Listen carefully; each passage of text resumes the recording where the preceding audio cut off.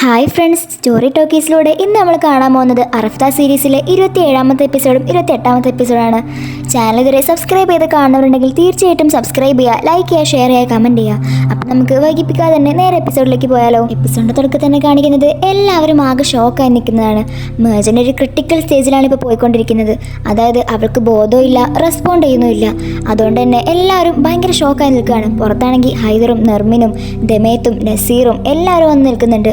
കൂടെ തന്നെ നമ്മുടെ ആസ്ലിയും ജമാലും അതേഷാണെങ്കിൽ അതിൻ്റെ തൊട്ട് പുറത്ത് തന്നെ അവളെ നോക്കി നിൽക്കുന്നുണ്ട്. ഡോക്ടേഴ്സ് ആണെങ്കിൽ ഇലക്ട്രിക് ഷോക്ക് എല്ലാം കൊടുത്തു വെക്കുന്നുണ്ട്. പക്ഷേ ഒന്നിനും ഒരു റെസ്പോണ്ട് ഉണ്ടാവില്ല. ഇതെല്ലാം കാണുമ്പോൾ അതേഷ് ആകെ പേടിച്ചു പോകും. നിനക്കൊന്നും സംഭവിക്കില്ല, നീ തിരിച്ചു വരും തന്നെ അതേഷ് മനസ്സിൽ പറഞ്ഞുകൊണ്ടിരിക്കുന്നുണ്ട്. അങ്ങനെ ഒരുപാട് സമയത്ത് ഡോക്ടേഴ്സിൻ്റെ പരിശ്രമം കാരണം ലാസ്റ്റത്തെ ഇലക്ട്രിക് ഷോക്കിൽ അവൾ റെസ്പോണ്ട് ചെയ്യും. അത് കാണുമ്പോൾ എല്ലാവർക്കും സമാധാനമാവും. അതിനുശേഷം ഡോക്ടറും വന്ന് പറയും, മേജൻ്റെ ജീവൻ ഇപ്പോൾ ആപത്തൊന്നുമില്ല, അവൾ ആ ക്രിട്ടിക്കൽ സ്റ്റേജിൽ നിന്ന് ഇപ്പോൾ മാറിയിട്ടുണ്ട്, ഇപ്പോൾ അവൾക്ക് കുഴപ്പമൊന്നുമില്ല, പക്ഷേ എങ്കിലും അവളുടെ കാര്യത്തിൽ എപ്പോഴും ശ്രദ്ധിക്കണമെന്ന് പറയും. ഇത് കേൾക്കുമ്പോൾ അവർക്ക് എല്ലാവർക്കും ശ്വാസം നേരെ വീഴും. നസീറിൻ്റെ കാര്യമൊക്കെ പറയണ്ടല്ലോ, അവനൊക്കെ ആകെ അങ്ങ് പേടിച്ചു പോയി നിൽക്കുകയാണ്. എന്തൊക്കെ പറഞ്ഞാലും നമ്മുടെ നസീറിന് മേജൻ എന്ന് വെച്ചാൽ ജീവനാണ്. ആദേശിൻ്റെ കാര്യം പിന്നെ പറയണ്ടല്ലോ, ആദേശിന് പിന്നെ അവൻ്റെ ജീവൻ തിരിച്ചിട്ടേ പോലെ. അവൻ പുറത്തിറങ്ങിയ പാടെ തന്നെ ആസ്ലി കാണുമ്പോൾ ആസ്ലിയോട് ചോദിക്കും, അല്ല നീ എന്തിനാ ഇങ്ങോട്ട് വന്നത്? ഇത് കേൾക്കുമ്പോൾ അവൾ പറയും, ഞാൻ എന്തിനാ വന്നതെന്ന് വെച്ചാൽ ഞാൻ നിന്നെ കാണാൻ വന്നതല്ലേ, ഞാൻ നിന്നെക്കുറിച്ച് ആലോചിച്ച് ആകെ വെറിയിടായപ്പോൾ ഇങ്ങോട്ട് വന്നതാ. അപ്പോൾ അവൻ ചോദിക്കും, നീ ഇവിടെ അടുത്തന്നെ നിൽക്കുന്നുണ്ടായിരുന്നല്ലോ, നീ കണ്ടോ അവൾക്ക് എന്താ സംഭവിച്ചതെന്ന്? അത് കേൾക്കുമ്പോൾ അവൾ ആകെ ഒന്ന് പരിങ്ങുന്നുണ്ട്. ഞാൻ കണ്ടോ എന്ന് ചോദിച്ചാൽ ഞാൻ വന്നപ്പോൾ ഡോക്ടേഴ്സ് എല്ലാവരും അവളുടെ അടുത്തേക്ക് വരുന്ന കാണുന്നത്. അതെല്ലാം കണ്ടപ്പോൾ ഞാൻ ആകെ പാനിക്കായിപ്പോയി. അതാ ഞാൻ അവിടെ അങ്ങനെ മിണ്ടാകുന്നത്. നീ ഞാനിവിടെ എന്തെങ്കിലും ഹെൽപ്പ് ചെയ്യണോ എന്ന് ആസ്ലി ചോദിക്കുമ്പോൾ, ഇല്ല അതിൻ്റെ ആവശ്യമൊന്നുമില്ല, നീ ഇനി മാൻഷനിലേക്ക് പോയിക്കോന്ന് പറഞ്ഞ് ആസ്ലി അവൻ പറഞ്ഞേക്കും. അതിനുശേഷം ആദേശ് വീണ്ടും മേജൻ്റെ അടുത്തേക്ക് വരും. നിന്നെ കൊല്ലാൻ ശ്രമിച്ചത് ആരാണെങ്കിലും അവരെ ഞാൻ കണ്ടുപിടിച്ചിരിക്കും, എന്നിട്ട് എൻ്റെ ഈ കൈ കൊണ്ട് തന്നെ ഞാൻ അവർക്ക് കൊടുക്കാനുള്ളതെല്ലാം കൊടുക്കും, നീ ആ കാര്യം ആലോചിച്ച് ഒരിക്കലും പേടിക്കണ്ടെന്ന് അവൻ മേജനോട് പറയും. അതുപോലെ തന്നെ അവരുടെ ചെറുപ്പത്തിൽ നടന്നൊരു കാര്യം ആദേശ് അവളോട് പറയും. നിനക്കൊരു കാര്യം ഓർമ്മയുണ്ടോ, നീ ചെറിയ കുഞ്ഞായിരുന്ന സമയത്ത് സൈക്കിൾ ഓടിച്ചുകൊണ്ട് നടക്കുമ്പോൾ നീ താഴെ വീണു. അതുകൊണ്ട് ഞാൻ നിൻ്റെ അടുത്തേക്ക് വന്നപ്പോൾ നീ എന്നോട് പറഞ്ഞ എന്താണെന്നറിയോ, നീ എൻ്റെ കൂടെ ഉള്ളപ്പോൾ എനിക്കൊന്നും സംഭവിക്കില്ല, ഞാൻ എത്ര പെട്ടെന്ന് തന്നെ സുഖം പ്രാപിക്കുന്ന നീ എന്നോട് പറഞ്ഞത്. ഇപ്പതാ ഞാൻ നിൻ്റെ അടുത്ത് തന്നെ ഉണ്ട്, നിനക്ക് ഒന്നും സംഭവിക്കില്ല, ഞാൻ നിൻ്റെ കൂടെ ഉണ്ടെന്ന് ആദേശ് അവളുടെ കൈ പിടിച്ച് പറയും. ഇപ്പം നിൻ്റെ അസുഖങ്ങളും ക്രിട്ടിക്കൽ സ്റ്റേജും എല്ലാം മാറി നീ ഓക്കെ ആയിട്ടുണ്ട്, ഇനി നീ ഒന്ന് കണ്ണ് തുറന്നാൽ മതിയെന്ന് അവൻ പറയായിരിക്കും. അവൻ പറയേണ്ട താമസം മേജൻ പെട്ടെന്ന് കണ്ണു തുറക്കും. അത് കാണുമ്പോൾ ആദേശിന് ഒത്തിരി ഹാപ്പി ആവും. എനിക്ക് എന്താ സംഭവിച്ചതെന്ന് മേജൻ ചോദിക്കുമ്പോൾ, നിനക്ക് ചെറിയൊരു ആക്സിഡൻറ്റ് സംഭവിച്ചാണ്, പക്ഷേ ഇപ്പം നീ സേഫാണ്, നീ പേടിക്കൊന്നും വേണ്ടെന്ന് ആദേശ് അവളോട് പറയും. അപ്പോൾ ഡോക്ടർ വന്ന് അവളെ ചെക്ക് ചെയ്തിട്ട് പറയും, അവൾക്ക് കുഴപ്പമൊന്നുമില്ല, ഓക്കെയാണ്, ഇപ്പോൾ സീരിയസ് ആയിട്ടുള്ള പ്രശ്നമൊന്നുമില്ല, പക്ഷേ അവൾക്ക് മുമ്പൊരു ഓർഗൻ ട്രാൻസ്പ്ലാന്റേഷൻ നടന്നുകൊണ്ട് തന്നെ അവളുടെ കാര്യത്തിൽ കുറച്ച് ശ്രദ്ധിക്കണം, അവൾക്ക് വേണ്ടതെല്ലാം ചെയ്തു കൊടുക്കണം എന്ന് പറഞ്ഞ് ഡോക്ടർ അവിടെ നിന്നും പോകും. ഈ കാര്യങ്ങളെല്ലാം മേജൻ്റെ ഫാമിലി അറിയുമ്പോൾ അവർക്ക് ഒത്തിരി സന്തോഷമാവും. നെർമിൻ പറയും, അങ്ങനെ എൻ്റെ മോള് ജീവിതത്തിലേക്ക് തിരിച്ചു വന്നിരിക്കുകയാണ്, ഇനി ഞങ്ങളോട് ഇങ്ങനെ ചെയ്തവരെ ഞാൻ ഒരിക്കലും വെറുതെ വിടാൻ പോകുന്നില്ല, നമ്മുടെ ശത്രുക്കളാരും ഇനി അധികകാലം സന്തോഷം നടക്കില്ലെന്ന് നെർമിൻ അവരോട് പറയും. അവരുടെയൊക്കെ മനസ്സിൽ ഇപ്പോഴും ആദേശോ അല്ലെങ്കിൽ അവരുടെ ഫാമിലിയാണ് ഇതെല്ലാം ചെയ്തത് എന്നുള്ള ഒരു ഡൗട്ട് അവരുടെ മനസ്സിലുണ്ട്. കാരണം അവരാണ് ഇപ്പോൾ കറന്റ് ഇവരുടെ മെയിൻ ശത്രുക്കൾ. പിന്നീട് കാണിക്കുന്നത് ആദേശിനെ മേജനെയാണ്. ആദേശാണെങ്കിൽ മേജൻ്റെ അടുത്ത് തന്നെ ഉണ്ട്. അവൾക്ക് എന്താവശ്യം ഉണ്ടെങ്കിലും അവനോട് പറയാൻ വേണ്ടി പറയും. അപ്പോഴാണ് അവൾക്ക് ദാഹിക്കുന്നുണ്ടെന്ന് പറയും. അത് കേൾക്കുമ്പോൾ അവൻ വെള്ളം എടുത്ത് അവൾക്ക് കൊടുക്കും. അപ്പോൾ അവളുടെ ഡ്രസ്സിലെല്ലാം ചെറുതായിട്ട് വെള്ളമാവുന്നുണ്ട്. അതെല്ലാം അവൻ തന്നെ തോത്തി കൊടുക്കും. ഞാൻ ഇതുവരെ ആരും മനഃപൂർവ്വം ഉപദ്രവിക്കാൻ പോയിട്ടില്ല, പിന്നെ അവരെന്തിനാ എന്നെ കണ്ടുപിടിച്ച് എന്നെ കൊല്ലാൻ ശ്രമിച്ചെന്ന് എനിക്ക് മനസ്സിലാവുന്നില്ല. ഇത് കേൾക്കുമ്പോൾ ആദേശ് ചോദിക്കും, നിന്നെ ആരാ ഷൂട്ട് ചെയ്തതെന്ന് ഓർമ്മയുണ്ടോ? അത് ഓർമ്മയില്ലാന്ന് മേജൻ പറയും. എങ്കിലും അവർ എന്തിനായിരിക്കും? ആദേശ് പറയും, നീ അതിനെക്കുറിച്ച് ആലോചിക്കേണ്ട, എന്താണെങ്കിലും നമുക്കത് കണ്ടുപിടിക്കാം. ഇതുവരെ ആരാണെന്ന് നമുക്ക് ആർക്കും മനസ്സിലായിട്ടില്ല, പക്ഷേ എന്തായാലും വൈകാതെ തന്നെ ഞാൻ അവരെ കണ്ടുപിടിക്കും, എന്നിട്ട് അവരെ ഞാൻ തന്നെ പണിഷ് ചെയ്യും. അവർ സംസാരിച്ചുകൊണ്ടിരിക്കുമ്പോൾ പെട്ടെന്ന് മേജന് നെഞ്ഞ് വേന എടുക്കും. അത് കാണുമ്പോൾ ആദേശ് ആകെ ടെൻഷനായിട്ട് ഞാൻ ഡോക്ടറെ വിളിക്കാമെന്ന് പറഞ്ഞ് പോകും. ആദേശിൻ്റെ ഈ ടെൻഷനെല്ലാം കാണുമ്പോൾ മേജൻ പറയും, വേണ്ട, അതിൻ്റെ ആവശ്യമൊന്നുമില്ല, നീ ഇങ്ങനെയൊക്കെ പെരുമാറുന്ന കാണുമ്പോൾ എനിക്ക് ഭയങ്കരമായിട്ട് അതിശയം തോന്നുക.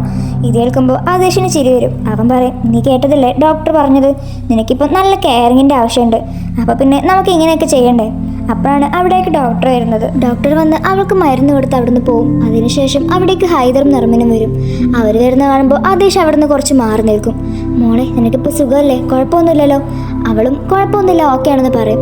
ഇത് കാണുമ്പോൾ നെർമിനോട് പറയും, എന്തൊക്കെയാണെങ്കിലും എൻ്റെ മോളിപ്പോൾ ജീവിതത്തിലേക്ക് തിരിച്ചു വന്നിരിക്കുക, ഇനി ആരുടെയും പ്ലാനുകളൊന്നും ഇവിടെ നടക്കില്ല, എത്രയും പെട്ടെന്ന് തന്നെ അവളുടെ ജീവിതത്തിലെ എല്ലാ ഡാർക്ക്നെസ്സും പോവും. ഇതെല്ലാം നിർമ്മിന് ആദേശിനെ ഉദ്ദേശിച്ചാണ് പറയുന്നതെന്ന് മേജന് മനസ്സിലാവും. അതുകൊണ്ട് തന്നെ അവൾ പറയും, അമ്മേ ഇപ്പൊ അതിനെക്കുറിച്ചൊന്നും പറയണ്ട, ഞാനിപ്പോ ഓക്കെയാണ്, എനിക്ക് കുഴപ്പമൊന്നുമില്ല. അന്ന് രാത്രി മോൾ ആരാണ് ഷൂട്ട് ചെയ്തതെന്ന് നീ കണ്ടോന്ന് ഹൈദർ ചോദിക്കുമ്പോൾ മേജന് പറയും, ഞാൻ ആരെയും കണ്ടിട്ടില്ല, എനിക്കൊന്നും ഓർമ്മയില്ല ഇപ്പോൾ. ഇത് കേൾക്കുമ്പോൾ നർമീനും ഹൈദറും പറയും, എങ്കിൽ മോൾ നന്നായിട്ട് റെസ്റ്റ് എടുക്കുക, ഞങ്ങൾ എല്ലാവരും ഇവിടെ തന്നെ ഉണ്ട്, മോള് പേടിക്കണ്ട, എന്താവശ്യം ഉണ്ടെങ്കിലും നീ ഞങ്ങളെ വിളിച്ചാൽ മതി എന്ന് പറഞ്ഞ് അവരവിടെ നിന്ന് പോവും. അതിനുശേഷം ജമാലും അദേശം സംസാരിച്ചുകൊണ്ടിരിക്കുകയായിരിക്കും. ജമാൽ അദേശിനോട് പറയും, ഇനി മേജൻ ആയിരിക്കില്ലേ ടാർഗറ്റ്, ചിലപ്പം നിന്നെ ടാർഗറ്റ് ചെയ്ത് വെടിവെച്ചപ്പോൾ അറിയാതെ മേജന്റെ ദേഹത്ത് കൊണ്ടതായിരിക്കുമോ? പക്ഷേ അങ്ങനെ ഒരിക്കലും ആവാൻ ചാൻസ് ഇല്ല. അവർക്ക് എന്നെ കൊല്ലണമെന്നുണ്ടെങ്കിൽ അതിന് കുറേ ചാൻസുകൾ ഉണ്ടായിരുന്നു, പക്ഷേ അവർ എന്നെ കൊന്നില്ല. ഇത് ശരിക്കും മേജനെ ഉന്നം വെച്ച് തന്നെയാണ് ഷൂട്ട് ചെയ്തിരിക്കുന്നത്. അങ്ങനെ സംസാരിച്ചുകൊണ്ടിരിക്കുമ്പോഴാണ് ജമാലെ പെട്ടെന്ന് ഒരു കോൾ വരുന്നത്. അവരന്വേഷിച്ചുകൊണ്ടിരുന്ന ആ കൊലയാളിയെ അവർക്ക് കിട്ടിയെന്ന് ജമാൽ പറയും. അതായത് ആ സമയത്ത് അവിടെ ചുറ്റിപ്പറ്റിയിരുന്ന ഒരു കില്ലറിനെ കുറിച്ച് അവർക്ക് മനസ്സിലായിട്ടുണ്ടാവും. അതുകൊണ്ട് തന്നെ അവർ വേഗം അവിടേക്ക് പോകാൻ നിൽക്കുമായിരിക്കും.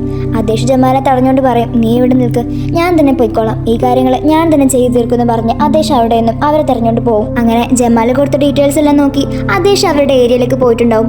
അവിടെ പുറത്തൊരാൾ കാവൽ നിൽക്കുന്നുണ്ടാവും. നീ എങ്ങോട്ടാ കയറി ചെല്ലുന്നതെന്ന് അവൻ അദേശിനോട് ചോദിക്കുമ്പോൾ അദേശ് പറയും, എനിക്ക് വെറുതെ നീയുമായിട്ട് ഡീൽ ചെയ്യാൻ താല്പര്യമില്ല, നീ വേഗം നിന്റെ മുതലാളിയെ വിളിച്ചോണ്ട് വാ, അവനെയാണ് എനിക്ക് കാണേണ്ടത്. ഇത് കേൾക്കുമ്പോൾ അവനും പറയും, അതെന്താടാ നിനക്ക് എന്നെ ഇഷ്ടപ്പെട്ടില്ലേ? ഇല്ലടാ, എനിക്ക് നിന്നെ അത്ര അങ്ങോട്ട് ഇഷ്ടപ്പെട്ടില്ല എന്നും പറഞ്ഞ് അദേശ് ഒറ്റ ചവിട്ടാൻ കൊടുക്കും. പിന്നെ കാണുന്നത് അവൻ പറന്നു പോകുന്നതാണ്. അദേശ് അവനെ ചവിട്ടി അതിനുള്ളിലേക്ക് കയറിയിട്ടുണ്ടാവും. അദേശിനെ കാണുമ്പോഴേക്കും അവിടെയുള്ള ഗാങ്സ്റ്റേഴ്സ് എല്ലാം അവനെ തല്ലാൻ വരും. പക്ഷേ അടിയുടെ കാര്യത്തിൽ അദേശിന് ഒരു കോംപ്രമൈസും ഇല്ല. പ്രത്യേകിച്ച് ഇത് മേജന്റെ കാര്യം കൂടി ആയപ്പോൾ മേജൻ ഇന്നലെ അനുഭവിച്ച കാര്യങ്ങളെല്ലാം ആലോചിച്ച് അദേശ് അവരെ തല്ലിക്കൊണ്ടിരിക്കുകയായിരിക്കും. നിനക്കൊക്കെ എന്റെ ഭാര്യ തന്നെ കൊല്ലണല്ലടാ, അവൾ അദേശ് ഖാറാന്റെ ഭാര്യയാണ്, അവൾ ആരെങ്കിലും കൊല്ലാൻ ശ്രമിച്ചാൽ അവരെ ഞാൻ വെറുതെ വിടാൻ പോകുന്നില്ല എന്ന് പറഞ്ഞ് അദേശ് അവരെ തല്ലിക്കൊണ്ടിരിക്കുകയായിരിക്കും. സത്യം പറ, ആരാ നിങ്ങളെ കൊണ്ട് ഇത് ചെയ്യിപ്പിച്ചത് എന്നും പറഞ്ഞ് പൊരിഞ്ഞ അടിയായിരിക്കും അദേശ്. അപ്പോഴാണ് പുലിയായി നിന്നവരെല്ലാം പെട്ടെന്ന് എലിയായി മാറുന്നത്. ഞങ്ങൾ അനാഥരാണ്, പക്ഷെ ഗുണ്ടകളല്ലെന്ന് പറഞ്ഞതുപോലെ അവർ പറയും, ഞങ്ങൾ തറകളാണ്, ഗുണ്ടകളാണ്, പക്ഷെ ഒരിക്കലും ഞങ്ങൾ പെണ്ണുങ്ങളെ ദേഹത്ത് കൈവെക്കാറില്ല, അത് ഞങ്ങളെ ഡീലിൽ തന്നെ ഇല്ല. ഇത് കേൾക്കുമ്പോഴും അദേശ് അതൊന്നും വിശ്വസിക്കാതെ അവർ തല്ലിക്കൊണ്ടിരിക്കുകയായിരിക്കും. അണ്ണാ, ഞങ്ങൾ പറഞ്ഞത് സത്യ, ഞങ്ങൾ ഇതുവരെ പെണ്ണുങ്ങൾ ദേഹത്ത് തൊടാറില്ല, ഞങ്ങൾ നിങ്ങളെ ഭാര്യ ഒന്നും ചെയ്തിട്ടില്ല, ഞങ്ങൾക്ക് അവരെ അറിയ പോലും ഇല്ലെന്ന് പറയും. ഇതെല്ലാം കേൾക്കുമ്പോൾ ആദേശ് അവരെ തല്ലിയിട്ട് കാര്യമില്ലെന്ന് മനസ്സിലാവും. അവരെല്ലാം ഇത് ചെയ്തതെന്ന് അവന് മനസ്സിലായി അവിടെ നിന്നും ദേഷ്യം പിടിച്ച് പോകും. അപ്പോഴാണ് അവിടേക്ക് നസീർ വരുന്നത്. ജമാലും അദേശും അന്വേഷിക്കുന്ന പോലെ തന്നെ നസീറും ഹൈദറും അന്വേഷിക്കുന്നുണ്ടായിരുന്നു. അപ്പോഴാണ് നസീറിന് ഈ ഗാങ്സ്റ്റേഴ്സിനെ കുറിച്ചുള്ള വിവരം കിട്ടുന്നത്. അവരെ തല്ലാൻ വേണ്ടി വരായിരുന്നു നസീർ. അപ്പോഴാണ് അവിടെ നിന്ന് അദേശ് പുറത്തിറങ്ങി പോകുന്ന കാണുന്നത്. അദേശ് പറയും, നീ ഉദ്ദേശിക്കുന്ന ആൾക്കാർ ഇവിടെ ഇല്ലെന്ന് പറഞ്ഞ് അവൻ അവിടെ നിന്നും പോകും. അത് കാണുമ്പോൾ നസീറിന് കാര്യം മനസ്സിലാവും. അങ്ങനെ അവൻ അവിടെ നിന്ന് പോകും. അതിനുശേഷം അദേശ് ഹോസ്പിറ്റലിലേക്ക് വരുമായിരിക്കും. അദേശിന് പകരം അവിടെ ജമാലിനെ ഇരുത്തിയിട്ടാണ് അവൻ പോയിരുന്നത്. ജമാൽ അവനെ കാണുമ്പോൾ എന്തായെന്ന് ചോദിക്കും. പ്രത്യേകിച്ച് കാര്യങ്ങളൊന്നും ഉണ്ടായില്ല, അവർ ഗാങ്സ്റ്റേഴ്സ് ഒക്കെ തന്നെയാണ്, പക്ഷെ അവർ മേജനെ ഒന്നും ചെയ്തിട്ടില്ല, അതെനിക്ക് അവർ കണ്ടപ്പോൾ മനസ്സിലായി എന്ന് പറയും. എന്തായാലും നീ വീട്ടിലേക്ക് പോയിക്കോ, ഒരുപാട് നേരമായില്ലേ, നീ റെസ്റ്റ് എടുത്തോ എന്ന് പറഞ്ഞ് അവൻ ജമാലിനെ പറഞ്ഞയച്ച് മേജന്റെ അടുത്തേക്ക് പോകാൻ നിൽക്കായിരിക്കും. അപ്പോഴാണ് അവിടേക്ക് മേജന് കഴിക്കാനുള്ള ഫുഡുമായിട്ടൊരു നേഴ്സ് വരുന്നത്. അത് കാണുമ്പോൾ അദേശ് പറയും, ഇത് ഞാൻ കൊടുത്തോളാം എന്ന് പറഞ്ഞ് അവൻ മേജന്റെ അടുത്തേക്ക് പോകും. മേജൻ അദേശിനെ കാണുമ്പോൾ, നീ ഇത്ര നേരം എവിടെയായിരുന്നു, നിന്നെ കണ്ടിട്ട് മണിക്കൂറുകളായാലോ എന്ന് ചോദിക്കും. ആ, എനിക്ക് ചെറിയൊരു പണി ഉണ്ടായിരുന്നു, എന്താ നീ എന്നെ വല്ലാതെ മിസ് ചെയ്തു? ഇത് കേൾക്കുമ്പോൾ മേജൻ പറയും, അതെ അതെ, ഞാൻ നിന്നെ വല്ലാണ്ടങ്ങ് മിസ് ചെയ്തു. അതിനുശേഷം അദേശ് അവൾക്ക് ഫുഡ് കൊടുക്കാൻ വേണ്ടി അവിടെ ഫുഡെല്ലാം എടുത്ത് വെക്കുകയായിരിക്കും. അപ്പോഴാണ് അവൾ ചോദിക്കുന്നത്, അല്ല നിന്റെ കയ്യിൽ എന്ത് പറ്റി, ബ്ലഡ് വരുന്നുണ്ടല്ലോ? അതൊന്നുമില്ല, നീ അത് ആലോചിച്ച് പേടിക്കേണ്ട ആവശ്യമൊന്നുമില്ല. ആഹാ, അങ്ങനെ പറഞ്ഞാൽ എങ്ങനെ ശരിയാവാ? സത്യം പറഞ്ഞോ, എന്താ സംഭവിച്ചത്? നിന്റെ കയ്യിൽ നിന്ന് ഇപ്പോഴും ബ്ലഡ് വരുന്നുണ്ട്, മര്യാദക്കത് ഡ്രസ്സ് ചെയ്തോ, അല്ലെങ്കിൽ ഞാൻ നേഴ്സിനെ വിളിക്കും. നേഴ്സ് നേഴ്സ് എന്ന് പറഞ്ഞ് മേജൻ അവിടെ നിന്ന് ഒച്ച വയ്ക്കാൻ നിൽക്കായിരിക്കും. അത് കാണുമ്പോൾ ആദേശ് അവളുടെ വാപ്പത്തി പിടിക്കും. എൻ്റെ പൊന്നു മേജൻ, ഒന്നും മിണ്ടാതിരിക്കും, ഞാൻ കാര്യങ്ങളെല്ലാം എന്നോട് പറഞ്ഞുതരാം. സത്യം പറഞ്ഞാൽ ഇന്നലെ ആ സ്ഥലത്ത് ചുറ്റിപ്പറ്റിയിരുന്ന കുറച്ച് ഗാങ്സ്റ്റേഴ്സിനെ ഞങ്ങൾക്ക് കിട്ടി. അവരാണ് നിന്നെ കൊല്ലാൻ ശ്രമിച്ചതെന്ന് വിചാരിച്ച് ഞാൻ അവരുടെ അടുത്തേക്ക് പോയി ജസ്റ്റ് ഒന്ന് ഡീൽ ചെയ്യാൻ നോക്കിയതാ. പക്ഷേ സത്യം പറഞ്ഞാൽ അതവരല്ലായിരുന്നു. അപ്പം സംഭവിച്ചതാണിത്, അല്ലാതെ വേറെ കുഴപ്പമൊന്നുമില്ലെന്ന് അദേശ് പറയും. ഓ, വേറെ കുഴപ്പമൊന്നുമില്ലല്ലോ അല്ലേ, ഉറപ്പല്ലേ? നീ എന്നിൽ നിന്ന് വേറെ ഒന്നും വിളിക്കുന്നില്ലല്ലോ? ഇത് കേൾക്കുമ്പോൾ ഒന്നുമില്ലെന്ന് അദേശ് പറയും. എങ്കിൽ ശരി, കുഴപ്പമൊന്നുമില്ല. പക്ഷേ നീ നിന്റെ ആ മുറിവ് വേഗം ഡ്രസ്സ് ചെയ്യാൻ നോക്ക്, അതിങ്ങനെ ഓപ്പൺ വൂണ്ടായി കിടക്കല്ലേ, അതുകൊണ്ട് തന്നെ പെട്ടെന്ന് ഇൻഫെക്ഷൻ വരും. നീ അത് വേഗം ഡ്രസ്സ് ചെയ്യാൻ നോക്ക്. ആ, അതെല്ലാം ഞാൻ ചെയ്തോളാം, പക്ഷേ ആദ്യം നീ ഫുഡ് കഴിക്കുക, എന്നിട്ട് ഞാൻ ചെയ്യാം എന്നും പറഞ്ഞുകൊണ്ട് മേജൻ അവൻ ഫുഡ് വെച്ചെടുക്കും. മേജൻ അത് കഴിക്കാൻ നോക്കുമ്പോൾ അവളെ കൊണ്ടത് കഴിയില്ല. അതുകൊണ്ട് തന്നെ എനിക്കിപ്പോൾ വിശക്കുന്നില്ല, വേണ്ടാന്ന് അവൾ പറയും. അത് കാണുമ്പോൾ അദേശ് പറയും, എങ്കിൽ ഞാൻ തന്നെ നിനക്ക് തരാം എന്നും പറഞ്ഞുകൊണ്ട് അദേശ് അവൾക്ക് വാരി കൊടുക്കും. അദേശിൻ്റെ ഈ പെരുമാറ്റമെല്ലാം കാണുമ്പോൾ മേജൻ ആകെ സർപ്രൈസ്ഡ് ആയിട്ട് അവനെ തന്നെ നോക്കി നിൽക്കുമായിരിക്കും. അവൻ ഈ ചെയ്യുന്ന കാര്യങ്ങളൊന്നും അവൾക്ക് ഒരിക്കലും വിശ്വസിക്കാൻ കഴിയുന്നുണ്ടാവില്ല. അവൾ മനസ്സിൽ പറയും, നിന്റെ പ്രവർത്തനങ്ങളെല്ലാം വളരെ നല്ലതാണ്, പക്ഷേ നിന്റെ നോട്ടം കണ്ടിട്ടുണ്ടെങ്കിൽ നീ ഇപ്പം എന്നെ കടിച്ചു തിന്നുന്നാണ് തോന്നുന്നത്. അപ്പോഴാണ് അവൾ ചോദിക്കുന്നത്, അല്ല നീ ഫുഡ് കഴിച്ചോ, നിനക്ക് വിശക്കുന്നില്ലേ? ഏയ് ഇല്ല, അതൊന്നും കുഴപ്പമില്ല, എനിക്ക് വിശക്കുന്നൊന്നുമില്ല, ഞാനൊക്കെ ഫുഡ് കഴിച്ചതാ. പച്ചക്കള്ളം, നീ നുണയാ പറയുന്നത്. നീ ഫുഡ് കഴിച്ചിട്ടുണ്ടാവില്ല, നിനക്ക് നല്ല വിശക്കുന്നുണ്ടാവും. ആദ്യം നീ പോയി ഫുഡ് കഴിക്ക്. ഉറുമുസങ്ങൾ പറഞ്ഞത് നീ നന്നായിട്ട് ഓർക്കുന്നുണ്ടാവുമല്ലോ അല്ലേ? അവള് മുത്തശ്ശനെ കുറിച്ചാണ് പറയുന്നത്. കാരണം അവരവർക്ക് കുറെ അഡ്വൈസ് ഒക്കെ കൊടുത്തിട്ടുണ്ടായിരുന്നല്ലോ. അതെല്ലാം ആലോചിക്കുമ്പോൾ അത്യാവശ്യം നല്ല ചിരി വരും. അപ്പോഴാണ് അവിടേക്ക് ദമയത്തും നസീറും വരുന്നത്. മേജനാണെങ്കിൽ നസീറിനെ കാണുമ്പോൾ എന്തൊക്കെയോ അവൾ ഷൂട്ട് ചെയ്ത ആ ഒരു കാര്യങ്ങളും ആ ഒരു ട്രാജഡി അവൾക്ക് ഇങ്ങനെ ഓർമ്മ വരികയാണ്. അവളുടെ മുഖം വല്ലാണ്ടിരിക്കുന്ന കാണുമ്പോൾ എന്ത് പറ്റിയെന്ന് അദ്ദേഹം ചോദിക്കുന്നുണ്ട്. പക്ഷെ കുഴപ്പമൊന്നുമില്ലെന്ന് അവൾ പറയും. നസീറും ദമയത്തും അവളുടെ അടുത്ത് വന്ന് അവൾ ഒരുപാട് സമാധാനിപ്പിക്കും. നസീറും അവളെക്കുറിച്ച് ഒരുപാട് കാര്യങ്ങൾ പറയുന്നുണ്ട്. നീ വളരെ സ്ട്രോങ് ആണ്, നീ ഇപ്പോൾ ജീവിതത്തിലേക്ക് തന്നെ തിരിച്ചു വന്നിരിക്കല്ലേ, ഇനി എല്ലാ കാര്യങ്ങളും നല്ല അടിപൊളിയായിട്ട് നടക്കും, നീ പേടിക്കേണ്ട ആവശ്യമില്ല, നീ ധൈര്യമായിട്ടിരിക്കും എന്നെല്ലാം നസീർ അവിടെ പറയുന്നുണ്ട്. ഇതൊന്നും അദ്ദേഹത്തിന് അത്ര പിടിക്കുന്നില്ല. നിനക്കറിയോ, ഈ കാര്യമെല്ലാം അറിഞ്ഞപ്പോൾ ഞാൻ എത്ര വിഷമിച്ചെന്നറിയോ? ഇന്നലെയൊന്നും ഒരു പോള ഞാൻ കണ്ണടച്ചിട്ടില്ല, എല്ലാം നിന്നെ കുറിച്ച് ആലോചിച്ചിരിക്കുകയായിരുന്നു. എന്തൊക്കെയാണെങ്കിലും നിന്നെ കൊല്ലാൻ ശ്രമിച്ചതിനെ ഞാൻ ഒരിക്കലും വെറുതെ ഇട്ടില്ല. അവനെ ഞാൻ കണ്ടുപിടിച്ച് അവനെ ഞാൻ തന്നെ കൊന്നിരിക്കും. ഇതെല്ലാം കേൾക്കുമ്പോൾ അദ്ദേഹത്തിന് നല്ല ദേഷ്യം വരും. അവളുടെ കാര്യത്തിൽ ഇനി എന്താ ചെയ്യേണ്ടതെന്ന് എനിക്ക് നന്നായിട്ട് അറിയാം. അതെല്ലാം ചെയ്തു കൊടുക്കാൻ ഇവിടെ ഞാനുണ്ടല്ലോ. അതുകൊണ്ട് വെറുതെ നീ കഷ്ടപ്പെടേണ്ട ആവശ്യമില്ല. നീ നിന്റെ പണി നോക്കി പോകുന്നതായിരിക്കും നല്ലത്. നീ ഇവളെ കണ്ട് സംസാരിച്ചില്ലേ, ഇനി വേഗം ഇവിടുന്ന് പോകാൻ നോക്ക്. ഇത് കേൾക്കുമ്പോൾ ദമയത്തും നസീറും അവിടെ നിന്നും പോകും. അതിനുശേഷം മാജൻ അവളുടെ മുടി വാരിക്കൊണ്ടിരിക്കുകയായിരിക്കും. അപ്പം ആ കോമ്പ് അവളുടെ ഹെയറിൽ കുടുങ്ങുന്നതുകൊണ്ട് തന്നെ അവൾക്ക് ഒരുപാട് സ്ട്രെയിൻ ചെയ്ത് അത് എടുക്കാൻ കഴിയില്ല. അത് കാണുമ്പോൾ ആദേശ് വന്ന് അവളെ ഹെൽപ്പ് ചെയ്യും. അവൻ അവളുടെ അടുത്തിരുന്നുകൊണ്ട് തന്നെ ആ മുടിയെല്ലാം കോമ്പ് ചെയ്ത് കൊടുക്കും. അപ്പോഴാണ് മാജന്റെ മുഖം ഒരുപാട് വാടിയിരിക്കുന്ന ആദേശ് ശ്രദ്ധിക്കുന്നത്. എന്തുപറ്റി, നീ എന്താ ഇപ്പോൾ ആലോചിക്കുന്നത് എന്ന് ചോദിക്കുമ്പോൾ മാജൻ പറയും, ഒന്നുമില്ല, ഞാൻ ഇന്നലെ നടന്ന കാര്യമെല്ലാം ആലോചിച്ചുകൊണ്ടിരിക്കുകയായിരുന്നു. ആ സമയത്ത് ഞാൻ ഒരുപാട് പേടിച്ചു പോയി. എന്ത് ചെയ്യണമെന്ന് എനിക്ക് അറിയില്ലായിരുന്നു. ഞാൻ ഒരിക്കലും എൻ്റെ ലൈഫിൽ ഇങ്ങനെയൊക്കെ നടക്കുമെന്ന് ഞാൻ പ്രതീക്ഷിച്ചിട്ടില്ലായിരുന്നു. എൻ്റെ ഒരുപാട് നാളത്തെ ആഗ്രഹങ്ങളും ഡ്രീമുകളും എല്ലാം എനിക്കപ്പോൾ കൈവിടേണ്ടി വരുമെന്ന് ഞാൻ വിചാരിച്ചു. ആദേശ്, എനിക്ക് നിന്നോട് ഒരു കാര്യത്തിൽ പ്രോമിസ് ചെയ്യിപ്പിക്കാനുണ്ട്. ചിലപ്പോൾ ഇത് ഞാൻ നിന്നോട് ആദ്യമായിട്ടും അവസാനമായിട്ടായിരിക്കും ചോദിക്കുന്നത്. എനിക്ക് എന്തെങ്കിലും സംഭവിച്ചു കഴിഞ്ഞാൽ നമുക്ക് ചെയ്തു തീർക്കാനുള്ള ആ പ്രൊജക്റ്റ് നീ ചെയ്തു തീർക്കണം. ഏഴിൽ ഹോസ്പിറ്റൽ അതൊരിക്കലും നീ ഫിനിഷ് ചെയ്യാതെ പോകരുത്. കാരണം ഞങ്ങളുടെ ബന്ധത്തിൻ്റെ ഒരേ ഒരു അടയാളം എന്ന് പറയാൻ ഇനി ആ പ്രൊജക്റ്റ് മാത്രമേ ഉള്ളൂ. അതുകൊണ്ട് എനിക്ക് എന്തെങ്കിലും സംഭവിച്ചു കഴിഞ്ഞാൽ നീ ആ പ്രൊജക്റ്റ് ഫിനിഷ് ചെയ്യണം. ഇതെല്ലാം കേൾക്കുമ്പോൾ ആദേശിന് ഒത്തിരി വിഷമാവും. നീ എന്തായി പറയുന്നത്? അത് നിനക്ക് എന്തെങ്കിലും സംഭവിച്ചാലല്ലേ? നിനക്കൊന്നും സംഭവിക്കില്ല.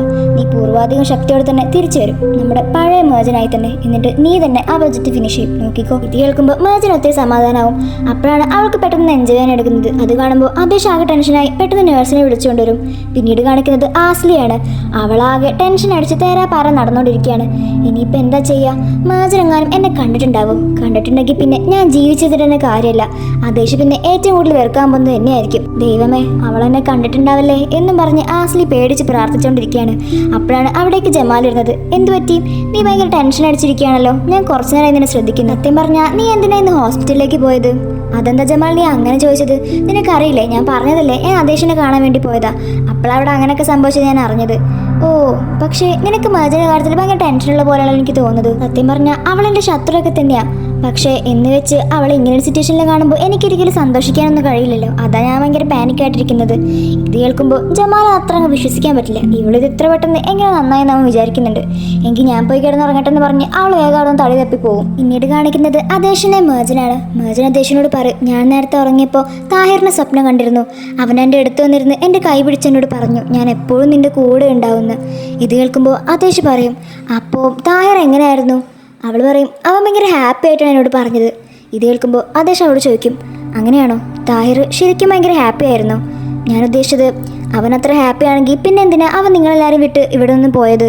ഇത് കേൾക്കുമ്പോൾ മേജനും പറയും, അതെനിക്കും അറിയില്ല, അവൻ എന്തിനാണാവോ ഞങ്ങളെല്ലാവരും വിട്ടു പോയത്. പക്ഷെ ഒരിക്കൽ ഞാൻ അവനെ കാണുമ്പോൾ ഇതെല്ലാം അവനോട് ചോദിക്കും. സത്യം പറഞ്ഞാൽ ഈ താഹിറൊക്കെ ഇപ്പം എവിടെയാണാവോ? എനിക്ക് അവനെക്കുറിച്ചൊന്നും ഇപ്പം അറിയ പോലും ഇല്ല എന്ന് മേജൻ അവനോട് പറയും. അതിനുശേഷം അവൾ അവിടെ കിടന്നുറങ്ങും. അവൾ ഉറങ്ങിക്കഴിയുമ്പോൾ ആദേശ് അവളുടെ അടുത്തുനിന്ന് പറയും, താഹിർ വേറെ എവിടെയല്ല, നിന്റെ അടുത്ത് തന്നെയുണ്ട്, ഞാൻ തന്നെയാണ് ഈ താഹിർ. അതിനുശേഷം അവനും അവിടെ ഒരു ചെയറിലിരുന്ന് ഉറങ്ങിപ്പോകും. അവർ രണ്ടുപേരും അവിടെ തന്നെ കിടന്നുറങ്ങായിരിക്കും. അപ്പോഴാണ് ഒരു നേഴ്സ് അവിടേക്ക് വന്ന് പോകുന്നത്. മേജൻ പെട്ടെന്ന് കണ്ണു തുറക്കുമ്പോൾ നേഴ്സ് അവിടെ നിന്നും പോകുന്നതാണ് കാണുന്നത്. നേഴ്സാണെങ്കിൽ വൈറ്റ് ഡ്രസ്സായിരിക്കും ഇട്ടിട്ടുണ്ടാവുക. അത് കാണുമ്പോൾ മേജന് പെട്ടെന്ന് ഇന്നലെ നടന്ന ആ ട്രാജഡി ഓർമ്മ വരും. അവൾ പെട്ടെന്ന് അവിടുന്ന് ഒച്ചയുണ്ടാക്കി ചാടി എഴുന്നേക്കും. ഇത് കേൾക്കുമ്പോൾ ആദേശം പെട്ടെന്ന് പേടിച്ച് അവളുടെ അടുത്തേക്ക് വരും. നിനക്ക് എന്താ പറ്റിയെന്ന് ആദേശ് അവളോട് ചോദിക്കും. പിന്നീട് കാണിക്കുന്നത് ആദേശും മേജനും രാവിലെ അവളുടെ വീട്ടിലേക്ക് വരുന്നതാണ്. അവർ ഹോസ്പിറ്റലിൽ നിന്ന് ഡിസ്ചാർജ് ചെയ്ത് വീട്ടിലേക്ക് എത്തിയിട്ടുണ്ടാവും. അവളുടെ അടുത്തേക്ക് ഹൈദറും നിർമ്മിനും എല്ലാവരും വരുന്നുണ്ട്. അവളവിടെ കാണുമ്പോൾ അവരെല്ലാവരും ഒത്തിരി ഹാപ്പി ആവും. അദേശ് വന്ന് കാണുമ്പോൾ ജമാൽ അവനോട് ചോദിക്കും, എന്തെങ്കിലും പുതിയ അപ്ഡേറ്റ്സ് കിട്ടിയോ? ഇത് കേൾക്കുമ്പോൾ അദേശ് പറയും, ഇല്ല, അങ്ങനെ വലിയ ക്ലൂ ഒന്നും കിട്ടിയില്ലെങ്കിലും മാജിന് ചെറിയൊരു കാര്യം ഓർമ്മയുണ്ട്. അവളെ ഷൂട്ട് ചെയ്ത ആള് വൈറ്റ് ഡ്രസ്സായിരുന്നു ഇട്ടിരുന്നത്, അത് അവൾക്ക് ഓർമ്മയുണ്ട്. ഇതൊരു ചെറിയ ക്ലൂ ആണെങ്കിലും നമുക്കത് മതി. അവിടെ നിന്ന് നമ്മൾ നമ്മുടെ അന്വേഷണം തുടങ്ങണം. എന്തായാലും ആളെ നമ്മൾ കണ്ടുപിടിച്ചിരിക്കും. അപ്പോഴാണ് ആസ്ലി മുസൈൻ അങ്ങോട്ട് വരുന്നത്. ആസ്ലിക്കാണെങ്കിൽ മേജിനെ അവിടെ കാണുമ്പോൾ തീരെ പറ്റുന്നില്ല. കണ്ടോ, ഈ പെണ്ണ് വീണ്ടും ഇവിടേക്ക് വന്നു. എനിക്കിവിടെ കാണുമ്പോൾ തന്നെ ചൊറിഞ്ഞ് കയറുന്നുണ്ട്. അപ്പോഴാണ് മുസൈൻ ഒരു കാര്യം ശ്രദ്ധിക്കുന്നത്. അല്ല, നിന്റെ കഴുത്തിലിരിക്കുന്ന നെക്ലേസ് ഇവിടെ പോയി? അത് ഞാൻ ഊരി വെച്ചാണെന്ന് ആസ്ലി കള്ളം പറയും. പക്ഷേ നീ ആ നെക്ലേസ് അങ്ങനെ ഊരി വെക്കാറില്ലല്ലോ, അത് നിന്റെ ഫേവറേറ്റിലെന്ന് മുസൈൻ അവരോട് ചോദിക്കും. ഇത് കേൾക്കുമ്പോൾ ആസ്ലി ഒന്നും മിണ്ടാതിരിക്കും. മുസൈൻ എന്തൊക്കെയോ ഒരു ഡൗട്ട് അടിക്കുന്നുണ്ട് അവിടെ. അതിനുശേഷം മേജൻ ആസ്ലിയെ കാണുമ്പോൾ അവൾക്ക് പെട്ടെന്ന് ആ ഇൻസിഡന്റ് ഓർമ്മ വരും. കാരണം അവള് ആ വൈറ്റ് ഡ്രസ്സ് ഇട്ടിട്ടുണ്ടാവുമല്ലോ. അപ്പോൾ ആസ്ലി ആണെങ്കിൽ അവളിങ്ങനെ നോക്കണിട്ട് വേഗം അവളുടെ കോട്ട് കൊണ്ട് അവളുടെ ആ വൈറ്റ് ഡ്രസ്സ് ഇങ്ങനെ മറച്ചു പിടിക്കും. അതിനുശേഷം ഹൈദറും നർമിനും അവൾ ഉള്ളിലേക്ക് കൊണ്ടുവന്ന് നിൽക്കുകയായിരിക്കും. അപ്പം മേജനും പറയും, എനിക്കിപ്പോൾ തന്നെ ഉള്ളിലേക്ക് പോകണ്ട, ഞാൻ കുറച്ചു നേരം കുറച്ച് ഫ്രഷ് എയർ ശ്വസിച്ചിട്ട് വരാം എന്ന് പറഞ്ഞ് അവൾ ഗാർഡനിൽ നിൽക്കുകയായിരിക്കും. അപ്പോഴാണ് അവൾക്ക് അവിടെ നിന്ന് എന്തോ പോലെ തോന്നും, എന്തോ തല ചുറ്റുന്ന പോലെ. അതുകൊണ്ട് അവൾ വീഴാൻ പോകും. അത് കാണുമ്പോൾ അദേശം അവളുടെ അടുത്ത് നിന്ന് അവളെ എടുത്ത് വീടിനുള്ളിലേക്ക് കൊണ്ടുവന്ന് നോക്കും. ഇതെല്ലാം കാണുന്ന ആസ്ലിക്ക് നല്ല ദേഷ്യം വരുന്നുണ്ട്. ആസ്ലിയുടെ തൊട്ടടുത്തുകൂടെയാണ് അദേശം മേജനെ എടുത്തുകൊണ്ട് പോകുന്നത്. ഇതെല്ലാം കാണുമ്പോൾ ആസ്ലിക്ക് നല്ല ദേഷ്യം വരുന്നുണ്ട്. പിന്നീട് കാണിക്കുന്നത് അദേശിനെയാണ്.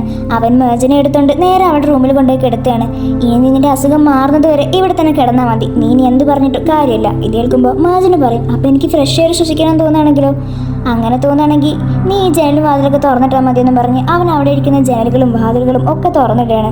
അപ്പോഴാണ് അവിടേക്ക് ഹൈദറും നിർമ്മിനും വരുന്നത്. അത് കാണുമ്പോൾ അദേശം അവിടെ നിന്നും പോവും. നമുക്ക് എന്തെങ്കിലും കുഴപ്പമുണ്ടെങ്കിൽ ഞങ്ങളെ വിളിക്കണം, ഇപ്പോൾ കുഴപ്പമൊന്നുമില്ലല്ലോ എന്ന് പറഞ്ഞ് അവൾ മേജനോട് സംസാരിക്കുകയായിരിക്കും. പിന്നീട് കാണിക്കുന്നത് ആസ്ലിയാണ്. അവൾ അവളുടെ റൂമിലേക്ക് വരുമ്പോൾ അവിടെ വർക്ക് ചെയ്യുന്ന ഒരു സ്ത്രീയായ ബിന്നാസ് അവളുടെ ഡ്രസ്സെല്ലാം എടുത്ത് വാഷ് ചെയ്യാൻ കൊണ്ടുപോയിരിക്കും. അപ്പോഴാണ് അവൾ അവിടേക്ക് വന്ന് അവരോട് ചൂടാവും, നിങ്ങൾ എന്തേ കാണിക്കുന്നത്? എൻ്റെ ഡ്രസ്സുകളൊന്നും എൻ്റെ പെർമിഷൻ ഇല്ലാതെ എടുക്കരുതെന്ന് പറഞ്ഞ് അവൾ ആ ലോണ്ടറി ബോക്സ് മൊത്തം സെർച്ച് ചെയ്യും. അപ്പോഴാണ് അതിൽ കിടക്കുന്ന ആ വൈറ്റ് ഡ്രസ്സ് അവൾ ശ്രദ്ധിക്കുന്നത്. അതവൾ വേഗം അതിൽ നിന്ന് എടുത്ത് മാറ്റും. ഇനി നിങ്ങൾ പോയിക്കുമെന്ന് പറഞ്ഞ് ബിന്നാസിനെ അവൾ അവിടെ നിന്ന് പറഞ്ഞേക്കും. അതിനുശേഷം ആ ഡ്രസ്സ് എങ്ങനെയും നശിപ്പിക്കാൻ വേണ്ടി അതൊരു കവറിൽ കെട്ടി അവൾ അവിടെ നിന്ന് പോകാൻ നിൽക്കായിരിക്കും. അപ്പോഴാണ് അവളുടെ നെക്ലേസിൻ്റെ കാര്യം അവൾ ശ്രദ്ധിക്കുന്നത്. അമ്മ പറഞ്ഞത് ശരിയാണല്ലോ, ആ നെക്ലേസ് കാണാനില്ല, അതിപ്പോൾ എവിടെ പോയെന്ന് പറഞ്ഞ് അവൾ അവിടെ മൊത്തം അരിച്ചു പെറുക്കും. പക്ഷെ അവൾക്കത് അവിടെയും കിട്ടില്ല. അപ്പോൾ അവൾക്ക് മനസ്സിലാവും ആ നെക്ലേസ് സംഭവം നടന്ന സ്ഥലത്ത് നിന്ന് മിസ്സായിട്ടുണ്ടെന്ന്. അതാലോചിക്കുമ്പോൾ അവൾ ആകെ പേടിച്ചു പോകും. പിന്നീട് കാണിക്കുന്നത് നസീറിനെയും ദമയത്തിനെയാണ്. അവർ രണ്ടുപേരും മേജനെ കാണാൻ വേണ്ടി അങ്ങോട്ട് വരികയായിരിക്കും. അദേശിന് അത് ഇഷ്ടപ്പെടില്ല. ഉള്ളിലേക്ക് കയറാൻ പറ്റില്ല എന്ന് അദേശ് നസീറിനോട് പറയും. ഇത് കേൾക്കുമ്പോൾ നസീറിന് നല്ല ദേഷ്യം വരും. അങ്ങനെ അവർ രണ്ടുപേരും അവിടെ നിന്ന് വഴക്കുണ്ടാക്കുമായിരിക്കും. ഇതെല്ലാം മേജൻ മുകളിലിരുന്ന് കേൾക്കുന്നുണ്ടാവും. ഇവർ രണ്ടുപേരും എന്തിനാണ് ഇങ്ങനെ വഴക്കുണ്ടാക്കുന്നത് നോക്കാൻ വേണ്ടി മേജൻ അവിടെ നിന്നും കഷ്ടപ്പെട്ട് ഒരു വിധത്തിലൊക്കെ ഇറങ്ങി വരുമായിരിക്കും. അങ്ങനെ കോണയുടെ അടുത്തെത്തുമ്പോൾ അവൾ അവിടെ നിന്ന് തലറങ്ങി താഴേക്ക് വീഴും. അപ്പോഴാണ് ആസ്ലി അവളുടെ വൈറ്റ് ഡ്രസ്സ് ഒരു സഞ്ചിയിൽ പൊതിഞ്ഞു കെട്ടിക്കൊണ്ട് അവിടെ നിന്ന് പോകാൻ നിൽക്കുന്നത്. അവൾ കാണുന്നത് മേജൻ സ്റ്റേക്കേഴ്സിന്റെ തൊട്ടടുത്തായിട്ട് വീണെടുക്കുന്നതാണ്. അത് കാണുമ്പോൾ പിന്നെ ആസ്ലിയുടെ കാര്യം പറയണ്ടല്ലോ. അവൾ മേജന്റെ അടുത്തേക്ക് വന്ന് എങ്ങനെയെങ്കിലും അവളൊന്ന് താഴെ കിടന്ന് വിചാരിക്കുകയാണ്. ആസ്ലി മേജനെ പിടിച്ചോണ്ട് പറയും, നിനക്ക് എൻ്റെ അദേശിനെ തന്നെ വേണമല്ലേ? നീ അവനെ മയക്കിയെടുക്കാൻ നോക്കല്ലേ? എനിക്ക് നന്നായിട്ട് അറിയാം. പക്ഷെ അതൊരിക്കലും നടക്കാൻ പോകുന്നില്ല. അതിന് ഞാൻ ഒരിക്കലും സമ്മതിക്കുകയില്ല. കാരണം അദേശം എൻ്റെതാണെന്ന് പറഞ്ഞ് അവൾ മേജനെ അവിടെ തള്ളിയിടാൻ നിൽക്കുകയായിരിക്കും. അപ്പോഴാണ് നസീറിനെ പറഞ്ഞയച്ച് അദേശം ഉള്ളിലേക്ക് വരുന്നത്. അദേശം ഇരുന്ന് കാണുമ്പോൾ ആസ്ലി വേഗം മേജനെ അവിടെ ഇട്ടുകൊണ്ട് ഉള്ളിലേക്ക് പോകും. അദേശാണെങ്കിൽ മേജൻ അവിടെ വീണെടുക്കുന്നത് കാണും. ഇത് കാണുമ്പോൾ അവനാകെ ഷോക്കായി ജമാലിനൊക്കെ വിളിച്ചു വരുത്തും. അവിടേക്കപ്പോൾ ആസ്ലിയും ഒന്നും അറിയാത്ത പോലെ വരുന്നുണ്ട്. എത്രയും പെട്ടെന്ന് ഡോക്ടറെ വിളിക്കുന്നു പറഞ്ഞ് അവർ നേരെ ഹോസ്പിറ്റലിലേക്ക് പോകും. അങ്ങനെ ഡോക്ടറൊക്കെ വന്ന് മേജൻ അവളുടെ ബോധം തിരിച്ചു കിട്ടും. അദേശ് പറയും, ഞാൻ നിന്നോട് പറഞ്ഞതല്ലേ ഈ ബെഡിൽ നിന്ന് ഇറങ്ങി നടക്കാൻ പാടില്ലെന്ന്, ഇനിയെങ്കിലും ഞാൻ പറയുന്നത് കേൾക്കാൻ നോക്ക്. ഇത് കേൾക്കുമ്പോൾ മേജൻ പറയും, നിനക്ക് ആ ദമയത്തിനെങ്കിലും ഉള്ളിലേക്ക് വിടാമായിരുന്നു. ഞാൻ അവളോട് പറഞ്ഞതാണ്. പക്ഷെ അവൾക്ക് അവളുടെ സഹോദരനെ കൂടി ഇതിൻ്റെ ഉള്ളിലേക്ക് വരുത്തണമെന്ന് ഭയങ്കര നിർബന്ധം.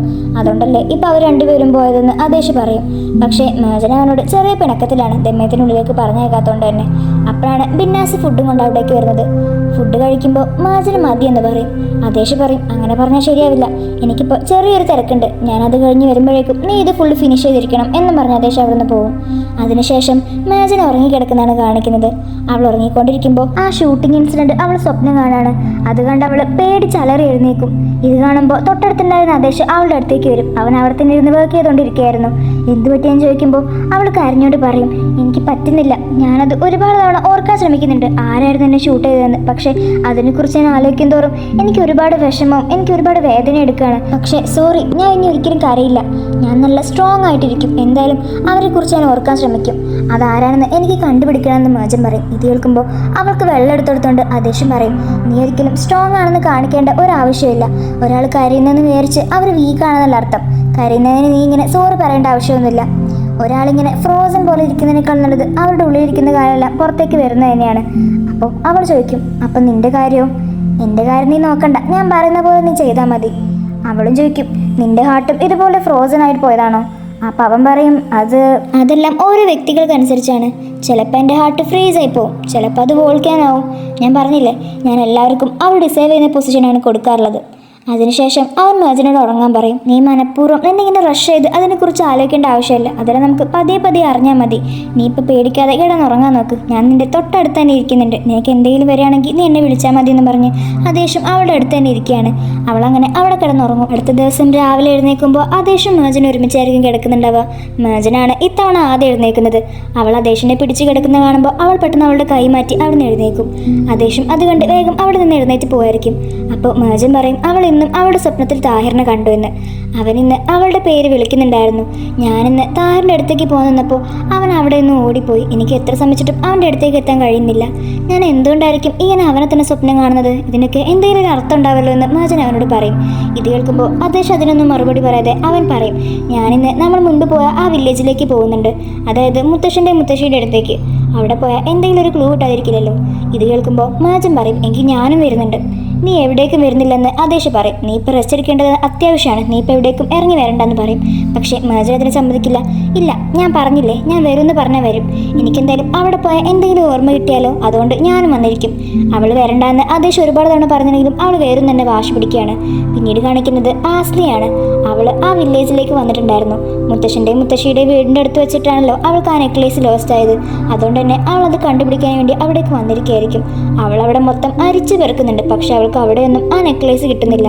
അവൾ അവിടെ ഇങ്ങനെ സെർച്ച് ചെയ്തുകൊണ്ടിരിക്കുമ്പോഴാണ് അവിടേക്ക് ആദേശും മജനും കാറിൽ വരുന്നത്. അത് കാണുമ്പോൾ അവൾ ആകെ ഷോക്കായി പോകും. ആദേശും മജനോട് ഒരുപാട് തവണ വരണ്ടെന്ന് പറഞ്ഞെങ്കിലും മജൻ നിർബന്ധിച്ചുകൊണ്ട് തന്നെ ആദേശ് അവളെ കൊണ്ടുവന്നിട്ടുണ്ടാവും. ഞാൻ നിന്നോട് പറഞ്ഞതാണ് വരണ്ടെന്ന്, പക്ഷേ നീ ഇങ്ങനെ നിർബന്ധിച്ചുകൊണ്ടാണ് ഞാനിപ്പോൾ നിന്നെ കൊണ്ടുവന്നത്. ചിലപ്പോൾ നിനക്ക് എവിടെ എത്തുമ്പോൾ ആ മെമ്മറീസ് ഒന്നും കൂടി ഹിറ്റ് ചെയ്ത് നിനക്കത് വിഷമമുണ്ടാക്കാൻ ചാൻസ് ഉണ്ട്. അതുകൊണ്ടാണ് ഞാൻ നിന്നോട് ഇങ്ങോട്ട് വരണ്ടെന്ന് പറഞ്ഞത്. ഇത് കേൾക്കുമ്പോൾ മജൻ പറയും, അത് സാരമില്ല ആദേശ്, എന്തായാലും ഞാൻ എൻ്റെ പേടിയിൽ നിന്നും ഇങ്ങനെ ഒളിഞ്ഞു മാറാൻ ശ്രമിക്കുന്നില്ല. എന്തായാലും ഇതെല്ലാം എനിക്ക് ഫേസ് ചെയ്തേ പറ്റൂ. ഈ കാര്യമെല്ലാം ഞാൻ ഓർത്തെടുക്കണ്ടേ, എന്നാലേ നമുക്ക് ആ കൊലയാളിയെ കണ്ടുപിടിക്കാൻ കഴിയുള്ളൂ. അതൊന്നും കുഴപ്പമില്ല എന്ന് പറഞ്ഞ് മേജൻ അവിടേക്ക് പോകാൻ നിൽക്കുമായിരിക്കും. ഇതെല്ലാം കണ്ടു നിൽക്കുന്ന ആസ്ലിക്ക് നല്ല ദേഷ്യം വരുന്നുണ്ട്. അപ്പോഴാണ് അവളുടെ നെക്ലേസിൻ്റെ കാര്യം അവൾക്ക് ഓർമ്മ വരുന്നത്. ഞാനിവിടെ നെക്ലേസ് കണ്ടുപിടിക്കാൻ വന്നതല്ലേ, അതെവിടെ പോയി ആലോചിച്ച് നിൽക്കുമ്പോഴായിരിക്കും അവളുടെ തൊട്ടടുത്തായിട്ട് അവളുടെ നെക്ലേസ് വീണെടുക്കുന്നുണ്ടാവും. അത് കാണുമ്പോൾ അവൾ ആകെ ടെൻഷനായി പോകും. അപ്പോഴാണ് മേജൻ പെട്ടെന്ന് അവളുടെ ആ വീട് കാണുമ്പോൾ ആ ഇൻസിഡൻസ് എല്ലാം ഓർമ്മ വരുന്നത്. അവളെ ഷൂട്ട് ചെയ്ത കാര്യമെല്ലാം അവൾക്ക് ഒന്നുകൂടി ഒരു വിഷ്വൽ പോലെ കിട്ടും. ഇതെല്ലാം കൂടി ആകുമ്പോൾ അവൾ ആകെ പേടിച്ച് കരഞ്ഞു പോകും. അവൾ ആദേശിൻ്റെ അടുത്തേക്ക് വന്ന് അവൻ്റെ അടുത്ത് നിന്ന് കരയായിരിക്കും. ഇത് കാണുമ്പോൾ ആദേശിന് മനസ്സിലാവും അവൾക്ക് എത്രത്തോളം പേടിയുണ്ടെന്ന്. അവൻ അവളെക്കുറിച്ച് ആലോചിച്ച് ആകെ ടെൻഷനായി അവൾ തന്നെ പിടിച്ചവിടെ നിൽക്കുകയായിരിക്കും. ആദേശും മജൻ ഇങ്ങനെ ക്ലോസ് ആയി നിൽക്കുന്നത് കണ്ടിട്ട് ആസ്ലിക്ക് നല്ല ദേഷ്യം വരുന്നുണ്ട്. എങ്കിലും ആ നെക്ലേസ് എങ്ങനെയെങ്കിലും ഒന്ന് എടുക്കാൻ വേണ്ടി അവൾ അവിടെ കൺട്രോൾ ചെയ്ത് നിൽക്കുകയാണ്. അപ്പോഴാണ് അവിടേക്ക് മുത്തശ്ശനും മുത്തശ്ശിയും വരുന്നത്. അവർ രണ്ടുപേരും കൂടി ആദേശിനും മജനെയും അവരുടെ വീട്ടിലേക്ക് സ്വാഗതം ചെയ്യും. അങ്ങനെ ആദേശും മജനും അവിടെ നിന്നും പോകുമ്പോൾ കൃത്യസമയത്തിന് ആസ്ലി അവിടെ വന്ന് ആ നെക്ലേസ് എടുത്തുകൊണ്ട് അവിടെ നിന്ന് പോവുകയാണ്. പിന്നെ എപ്പോഴത്തെയും പോലെ തന്നെ ആദേശും മേജനും മുത്തശ്ശനും മുത്തശ്ശിയും ടേബിളിലിരുന്ന് സംസാരിച്ചുകൊണ്ടിരിക്കുകയാണ്. അവർ അന്ന് സംഭവിച്ച കാര്യങ്ങളെക്കുറിച്ചെല്ലാം പറഞ്ഞുകൊണ്ടിരിക്കുകയാണ്. മുത്തശ്ശനും പറയും, എന്തൊക്കെയാണെങ്കിലും നിന്റെ ഭർത്താവ് നിന്നെ ഒത്തിരി സ്നേഹിക്കുന്നുണ്ട്, അതെല്ലാം ഞങ്ങൾ നേരിട്ട് കണ്ടതുമാണ്. നിനക്ക് വേണ്ടിയിട്ടപ്പോൾ എന്തായിരുന്നു അവൻ്റെ പ്രതികരണം എന്നറിയോ? അവൻ ആകെ ഷോക്കായിപ്പോയി. അവൻ്റെ കൈ കൊണ്ട് നിന്നെ എടുത്തുകൊണ്ടാണ് ഹോസ്പിറ്റലിലേക്ക് പോയത് എന്നെല്ലാം പറഞ്ഞ് അന്ന് നടന്ന കാര്യങ്ങളും ആദേശിന് അവളോടുള്ള കെയറിങ്ങും പിന്നെ അവൾ ഡാൻസ് കളിച്ച കാര്യങ്ങളും എല്ലാം അവരിങ്ങനെ പറഞ്ഞുകൊണ്ടിരിക്കുകയായിരുന്നു. എന്തൊക്കെയായിരുന്നു രണ്ടുപേരും കൂടി, എനിക്ക് ഡാൻസ് കളിക്കാൻ അറിയില്ല, ഡാൻസ് കളിക്കാൻ പറ്റില്ല എന്നെല്ലാം പറഞ്ഞിട്ട് പാട്ട് പ്ലേ ചെയ്തപ്പോൾ എന്തായിരുന്നു രണ്ടുപേരുടെയും ഡാൻസ്, നല്ല അടിപൊളിയായിട്ട് ഡാൻസ് കളിച്ചുകൊണ്ടിരിക്കുകയായിരുന്നു നിങ്ങൾ രണ്ടുപേരും എന്നെല്ലാം ഇങ്ങനെ അവർ ഓരോ കാര്യങ്ങൾ സംസാരിച്ചുകൊണ്ടിരിക്കുകയാണ്. പിന്നീട് കാണിക്കുന്നത് ആസ്ലിയാണ്. അവൾ ഓഫീസിൽ ഇങ്ങനെ തെലങ്കും വിലങ്ങും നടന്നുകൊണ്ടിരിക്കുകയാണ്. ഇനി എന്താ ചെയ്യേണ്ടതെന്ന് അറിയാതെ അവൾ ആകെ ദേഷ്യം പിടിച്ചിരിക്കുകയായിരിക്കും. എന്തായാലും നെക്ലേസ് കിട്ടി, പക്ഷേ ആദേശിൻ്റെ മേജൻ്റെ കാര്യം ഇപ്പോഴും പ്രത്യേകിച്ചൊന്നും നടന്നിട്ടില്ലല്ലോ. അതെല്ലാം ആലോചിച്ച് അവൾ ആകെ തല പുകഞ്ഞ് നടക്കുമായിരിക്കും. അപ്പോഴാണ് അവിടേക്ക് നസീർ വരുന്നത്. എനിക്ക് അറിയാമായിരുന്നു നീ ഇവിടെ ഉണ്ടെന്ന്. എന്തായാലും ഞാൻ പറഞ്ഞ കാര്യത്തെക്കുറിച്ച് നീ ചിന്തിച്ചിട്ടുണ്ടാവുമല്ലോ അല്ലേ? ഇത് കേൾക്കുമ്പോൾ ആസ്ലിക്ക് നല്ല ദേഷ്യം വരും. നീ എന്ത് കാര്യമായി പറഞ്ഞു തരുന്നത്? ഞാൻ എൻ്റെ കാര്യം ഓൾറെഡി നിന്നോട് പറഞ്ഞതല്ലേ, എനിക്കതിനൊന്നും താല്പര്യമില്ല. ഇത് കേൾക്കുമ്പോൾ നസീർ പറയും, നീ എന്തിനാണ് ഇതിന് താല്പര്യപ്പെടാത്തതെന്ന് എനിക്ക് മനസ്സിലാവുന്നില്ല. എന്തായാലും നമ്മുടെ രണ്ടുപേരുടെ ലക്ഷ്യം ഒന്നാണ്.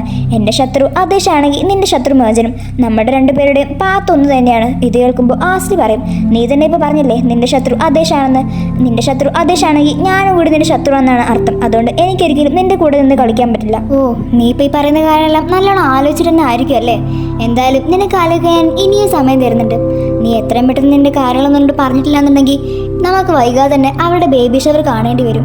ഇതും കൂടി കേൾക്കുമ്പോൾ ആസിലിക്ക് നല്ല ദേഷ്യം വരുന്നുണ്ട്. അവളുടെ ദേഷ്യം കൊണ്ട് അവിടെ മൊത്തം അല്ലറി വിളിക്കുകയാണ്. പിന്നീട് കാണിക്കുന്നത് അദേശിൻ്റെ മേജനെയാണ്. മുത്തശ്ശന് അവർ ഡാൻസ് കളിച്ചുകൊണ്ടിരിക്കുമ്പോൾ അവരുടെ വീഡിയോ എടുക്കുന്നുണ്ടായിരുന്നു. ആ വീഡിയോ അവർ ഒന്നുകൂടി ചെക്ക് ചെയ്ത് നോക്കുമായിരിക്കും. അപ്പോഴാണ് അദേശിന് പെട്ടെന്നൊരു കാര്യം മനസ്സിലാവുന്നത്. അത് കാണുമ്പോൾ മേജൻ അവനോട് എന്താ നിനക്ക് എന്തിനും ക്ലൂ കിട്ടിയെന്ന് ചോദിക്കും. അദേശം അവൾ തന്നെ നോക്കി എന്തോ ഒരു ക്ലൂ കിട്ടിയ പോലെ നിൽക്കും. ഇത് കാണിച്ചോടുകൂടി അറഫ്ത സീരീസിലെ 27ാമത്തെ എപ്പിസോഡും 28ാമത്തെ എപ്പിസോഡും ഇവിടെ അവസാനിക്കുകയാണ്. ഇനി എന്തൊക്കെയാണ് സംഭവിക്കാൻ പോകുന്നത് നമുക്ക് വൈകാതെ തന്നെ കണ്ടറിയാം. അപ്പോൾ ഈ ഒരു എക്സ്പ്ലനേഷനും എപ്പിസോഡും എല്ലാവർക്കും ഇഷ്ടപ്പെട്ടു എന്ന് വിചാരിക്കുന്നു.